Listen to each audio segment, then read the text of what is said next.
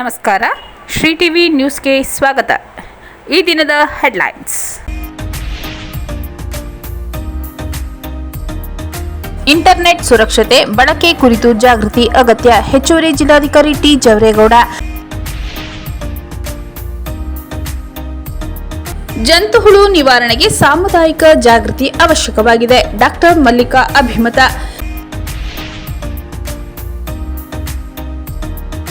ಸೋಮವಾರಪೇಟೆ ಸರ್ಕಾರಿ ಪ್ರಾಥಮಿಕ ಶಾಲೆಗೆ ಜಿಲ್ಲಾಧಿಕಾರಿ ಶ್ರೀರೂಪ ಭೇಟಿ. ವಾಯುವಿನಿಂದ ನೀರು ಉತ್ಪಾದಿಸುವ ಘಟಕ ಪರಿಶೀಲನೆ.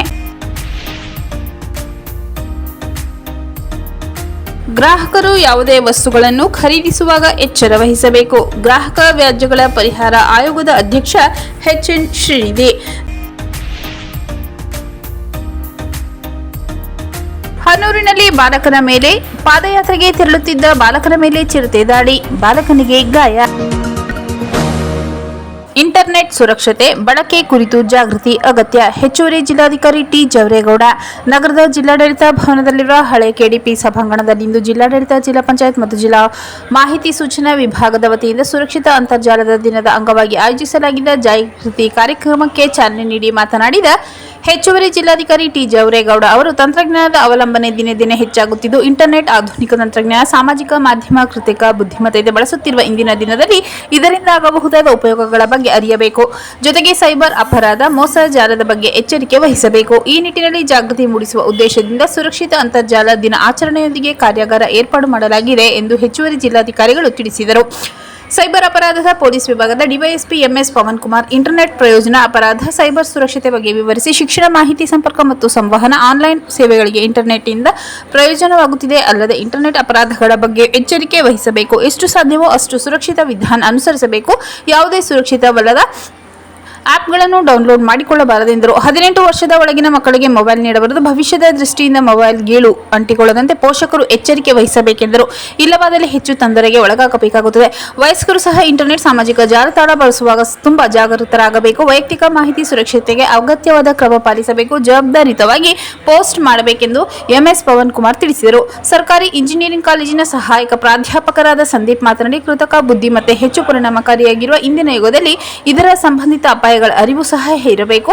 ಆರೋಗ್ಯ, ಶಿಕ್ಷಣ, ಕೃಷಿ, ಆಡಳಿತದಂತಹ ಪ್ರಮುಖ ಕ್ಷೇತ್ರಗಳಿಗೆ ಕೃತಕ ಬುದ್ಧಿಮತ್ತೆ ಉಪಯೋಗ ಮಾಡಿಕೊಳ್ಳಬೇಕೆಂದರು. ಎನ್ಐಸಿಯ ಹಿರಿಯ ತಾಂತ್ರಿಕ ನಿರ್ದೇಶಕ ಕುಮಾರ್, ಜಿಲ್ಲಾ ಮಾಹಿತಿ ಸೂಚನಾಧಿಕಾರಿ ಅರವಿಂದ್ ಚಂದ್ರ ಕಾರ್ಯಕ್ರಮದಲ್ಲಿ ಉಪಸ್ಥಿತರಿದ್ದರು.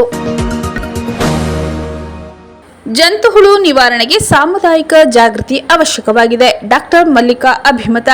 ತಾಲೂಕಿನ ಚಂದಕವಾಡಿ ಕರ್ನಾಟಕ ಪಬ್ಲಿಕ್ ಶಾಲೆ ಹಿರಿಯ ಪ್ರಾಥಮಿಕ ಶಾಲೆ ಆವರಣದಲ್ಲಿಂದು ರಾಷ್ಟ್ರೀಯ ಆರೋಗ್ಯ ಅಭಿಯಾನದಲ್ಲಿ ಜಿಲ್ಲಾಡಳಿತ, ಜಿಲ್ಲಾ ಪಂಚಾಯತ್ ಹಾಗೂ ಆರೋಗ್ಯ ಮತ್ತು ಕುಟುಂಬ ಕಲ್ಯಾಣ ಇಲಾಖೆ ಸಹಯೋಗದಲ್ಲಿ ಆಯೋಜಿಸಲಾಗಿದ್ದ ರಾಷ್ಟ್ರೀಯ ಜಂತುಹುಳು ನಿವಾರಣಾ ದಿನಾಚರಣೆ ಕಾರ್ಯಕ್ರಮ ಉದ್ಘಾಟಿಸಿ ಮಾತನಾಡಿದ ಆರೋಗ್ಯ ಮತ್ತು ಕುಟುಂಬ ಕಲ್ಯಾಣ ಇಲಾಖೆ ಮೈಸೂರು ವಿಭಾಗದ ಜಂಟಿ ನಿರ್ದೇಶಕರಾದ ಡಾಕ್ಟರ್ ಮಲ್ಲಿಕಾ ಮಾತನಾಡಿದರು. ನಮಗರಿವಿಲ್ಲದಂತೆಯೇ ದೇಹ ಸೇರಿ ಅನಾರೋಗ್ಯಕ್ಕೆ ಕಾರಣವಾಗುವ ಜಂತುಹುಳುಗಳಲ್ಲಿ ಕೊಕ್ಕೆಹುಳು, ಸೂಜಿ ಹುಳು ಸೇರಿದಂತೆ ಹಲವು ಬಗೆಯ ಜಂತುಹುಳುಗಳಿವೆ. ಅವು ಹೊಟ್ಟೆಯಲ್ಲಿದ್ದರೆ ನಾವು ತಿನ್ನುವ ಆಹಾರದಿಂದ ಉತ್ಪತ್ತಿಯಾಗುವ ರಕ್ತ ನಮಗೆ ದೊರೆಯದೆ ಜಂತುಹುಳುವಿನ ಪಾಲಾಗಿ ರಕ್ತಹೀನತೆ, ಅಪೌಷ್ಟಿಕತೆ ಉಂಟಾಗಲಿದೆ.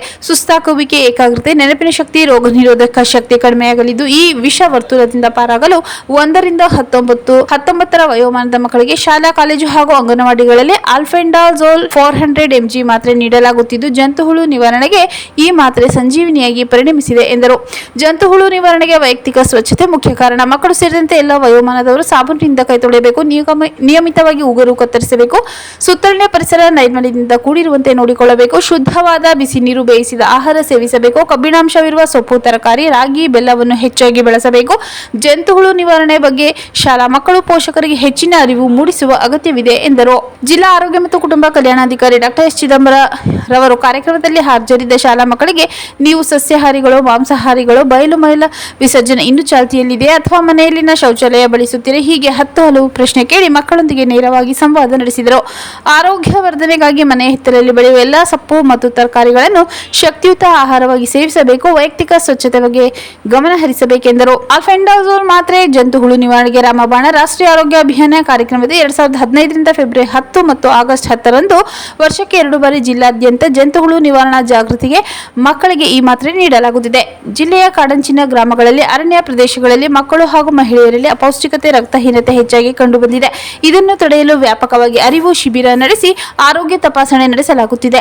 ಜಂತು ಹುಳು ನಿವಾರಣೆ ಬಗ್ಗೆ ಮಕ್ಕಳು ತಾವು ಅರಿತು ಇತರರಿಗೂ ತಿಳಿಸಬೇಕು ಎಂದು ಆರೋಗ್ಯ ಅಧಿಕಾರಿ ಡಾಕ್ಟರ್ ಚಿದಂಬರ ತಿಳಿಸಿದರು.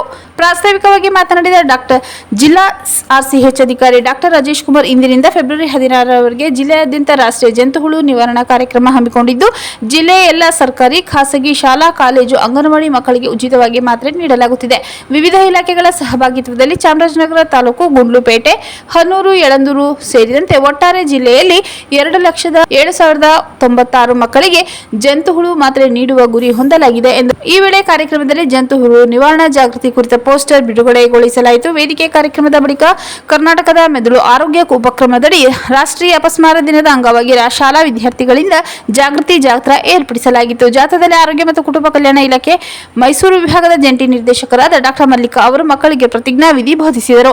ಜಿಲ್ಲಾ ಕುಷ್ಠರೋಗ ನಿರ್ಮೂಲನಾ ಅಧಿಕಾರಿ ಡಾಕ್ಟರ್ ಚಂದ್ರಶೇಖರ್, ತಾಲೂಕು ಅಧಿಕಾರಿ ಡಾಕ್ಟರ್ ಶ್ರೀನಿವಾಸ್ ಚಂತಕೋಡಿ, ಹಿರಿಯ ಪ್ರಾಥಮಿಕ ಶಾಲೆ ಮುಖ್ಯೋಪಾಧ್ಯಾಯರಾದ ಮಾದೇಸ್ವಾಮಿ, ವಾರ್ತಾ ಸಹಾಯಕ ಸುರೇಶ್ ಕುಮಾರ್, ಚಂತಕೋಡಿ ಪ್ರಾಥಮಿಕ ಆರೋಗ್ಯ ಕೇಂದ್ರದ ವೈದ್ಯಾಧಿಕಾರಿ ಡಾಕ್ಟರ್ ನಂದಿನಿ, ಆರೋಗ್ಯ ಶಿಕ್ಷಣಾಧಿಕಾರಿ ದೊರೆಸ್ವಾಮಿ ನಾಯ್ಕ್, ಆರೋಗ್ಯ ಮೇಲ್ವಿಚಾರಣಾಧಿಕಾರಿ ವೆಂಕಟೇಶ್ ಸೇರಿದಂತೆ ಇತರರು ಕಾರ್ಯಕ್ರಮದಲ್ಲಿ ಉಪಸ್ಥಿತರಿದ್ದರು. ಸೋಮವಾರಪೇಟೆ ಸರ್ಕಾರಿ ಪ್ರಾಥಮಿಕ ಶಾಲೆಗೆ ಜಿಲ್ಲಾಧಿಕಾರಿ ಶ್ರೀರೂಪಾ ಭೇಟಿ. ವಾಯುವಿನಿಂದ ನೀರು ಉತ್ಪಾದಿಸುವ ಘಟಕ ಪರಿಶೀಲನೆ. ವಾತಾವರಣದ ಗಾಳಿಯಿಂದ ಶುದ್ಧ ಕುಡಿಯುವ ನೀರನ್ನು ಉತ್ಪಾದಿಸುವ ಘಟಕ ಸ್ಥಳೀಯ ತೇವಾಂಶ ಮತ್ತು ತಾಪಮಾನ ಸೇರಿದಂತೆ ಪರಿಸರ ಪರಿಸ್ಥಿತಿಗಳಿಗೆ ಹೇಗೆ ಹೊಂದಿಕೊಳ್ಳುತ್ತಿದೆ ಎಂಬುದನ್ನು ಜಿಲ್ಲಾಧಿಕಾರಿಗಳು ಪರಿಶೀಲಿಸಿದರು. ಘಟಕದ ಕಾರ್ಯಾಚರಣೆ ವಿಧಾನ ಮತ್ತು ಉತ್ಪಾದಿತ ನೀರಿನ ಶುದ್ಧತೆ ವೀಕ್ಷಿಸಿದರು.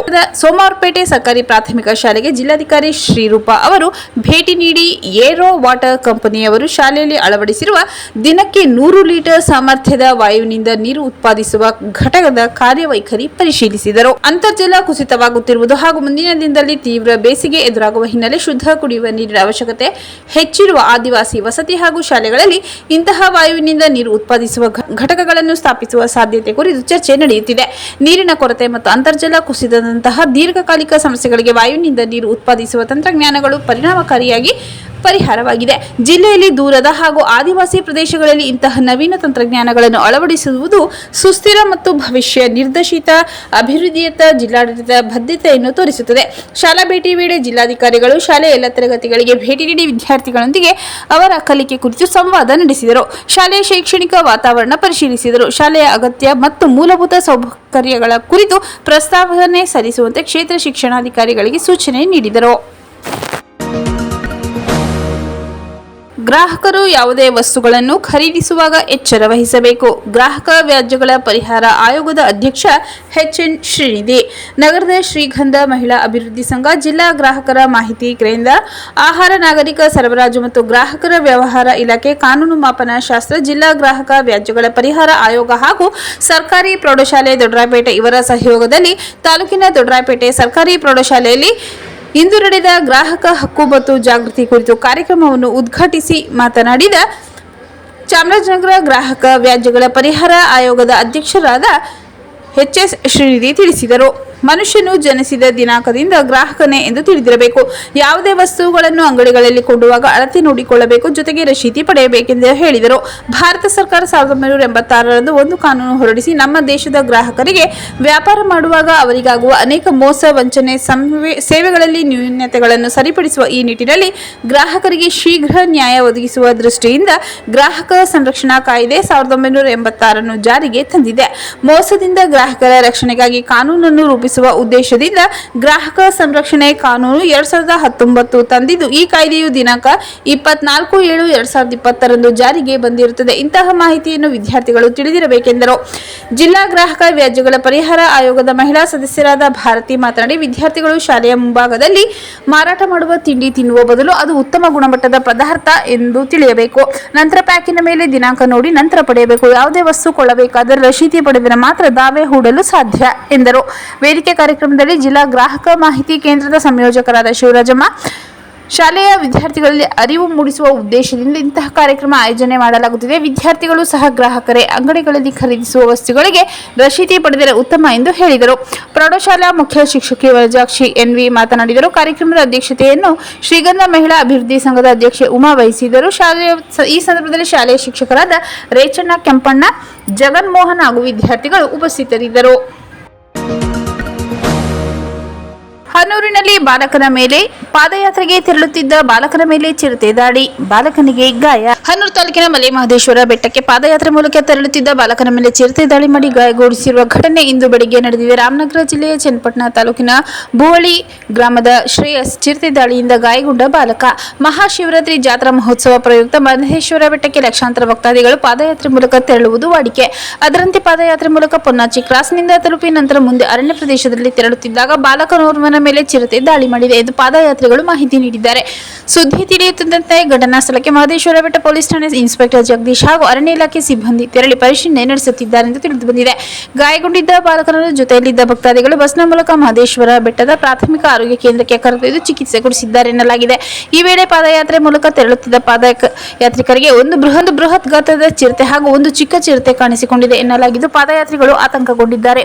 ಮಲೆಮಹದೇಶ್ವರ ಬೆಟ್ಟಕ್ಕೆ ಪಾದಯಾತ್ರೆ ಮೂಲಕ ಲಕ್ಷಾಂತರ ಭಕ್ತರು ಅರಣ್ಯದಲ್ಲಿ ಪಾದಯಾತ್ರೆ ಮಾಡುತ್ತಾರೆಂಬ ಮಾಹಿತಿ ಇದ್ದರೂ ಇನ್ನೂ ಸಮರ್ಪಕವಾಗಿ ಅರಣ್ಯ ಇಲಾಖೆ ಸಿಬ್ಬಂದಿಗಳನ್ನು ನಿಯೋಜಿಸದೇ ಇರುವುದರಿಂದ ಮತ್ತೊಮ್ಮೆ ಚಿರತೆ ದಾಳಿ ನಡೆಸಿದೆ ಎಂದು ಸಾರ್ವಜನಿಕರು ಆರೋಪಿಸಿದ್ದು, ಇನ್ನು ಮುಂದಾದರೂ ಸಂಬಂಧಪಟ್ಟ ಅರಣ್ಯ ಇಲಾಖೆ ಅಧಿಕಾರಿಗಳು ಹೆಚ್ಚಿನ ಗಸ್ತು ಮಾಡುವ ಮೂಲಕ ಭಕ್ತಾದಿಗಳಿಗೆ ಸುರಕ್ಷತೆ ಒದಗಿಸಬೇಕಿದೆ. ಮತ್ತೊಮ್ಮೆ ಮುಖ್ಯಾಂಶಗಳು. ಇಂಟರ್ನೆಟ್ ಸುರಕ್ಷತೆ ಬಳಕೆ ಕುರಿತು ಜಾಗೃತಿ ಅಗತ್ಯ. ಹೆಚ್ಚುವರಿ ಜಿಲ್ಲಾಧಿಕಾರಿ ಟಿ. ಜವರೇಗೌಡ. ಜಂತುಹುಳು ನಿವಾರಣೆಗೆ ಸಾಮುದಾಯಿಕ ಜಾಗೃತಿ ಅವಶ್ಯಕವಾಗಿದೆ. ಡಾಕ್ಟರ್ ಮಲ್ಲಿಕಾ ಅಭಿಮತ.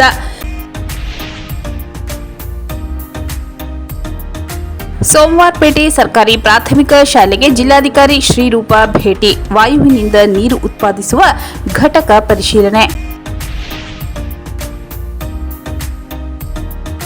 ಗ್ರಾಹಕರು ಯಾವುದೇ ವಸ್ತುಗಳನ್ನು ಖರೀದಿಸುವಾಗ ಎಚ್ಚರ ವಹಿಸಬೇಕು. ಗ್ರಾಹಕ ವ್ಯಾಜ್ಯಗಳ ಪರಿಹಾರ ಆಯೋಗದ ಅಧ್ಯಕ್ಷ ಎಚ್.ಎನ್. ಶ್ರೀನಿಧಿ. ಹನೂರಿನಲ್ಲಿ ಬಾಲಕನ ಮೇಲೆ ಪಾದಯಾತ್ರೆಗೆ ತೆರಳುತ್ತಿದ್ದ ಬಾಲಕನ ಮೇಲೆ ಚಿರತೆ ದಾಳಿ, ಬಾಲಕನಿಗೆ ಗಾಯ.